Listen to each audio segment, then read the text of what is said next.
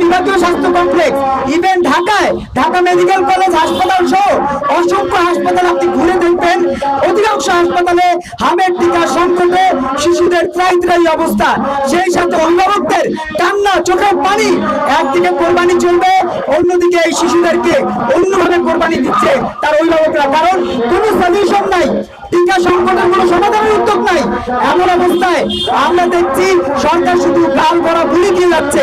সেই সাথে তাদের 3 মাসে আমরা এমনও কোনো ধরনের পদক্ষেপ দেখি নাই যে পদক্ষেপটা সত্যিকার অর্থেই আপনার জন্য, আমার জন্য, আমাদের জন্য কার্যকর হচ্ছে।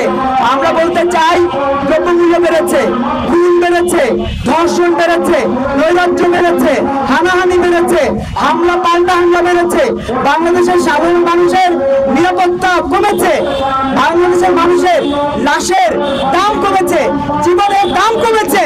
এই যে জীবনের দাম কমা কি একটা সরকার, অবনতি সরকারের দায়িত্ব? নিশ্চয়ই সরকারের দায়িত্ব এটা না।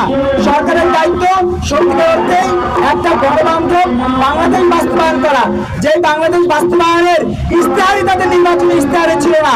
এমন অবস্থায় আজকে নতুন ধারা বাংলাদেশ এনডিবি এই সমাবেশ থেকে আমরা উদাত্ত আহ্বান জানাচ্ছি তারেক রহমানের উদ্দেশ্যে, স্বাস্থ্যমন্ত্রীর উদ্দেশ্যে, বাণিজ্য মন্ত্রীর উদ্দেশ্যে, খাদ্যমন্ত্রীর উদ্দেশ্যে, দয়া করে দেশ বাঁচান। দেশ না বাঁচলে কিন্তু ক্ষমতা বাঁচবে না। আপনারা যে ক্ষমতার বড়াই দেখাচ্ছেন, যে ক্ষমতার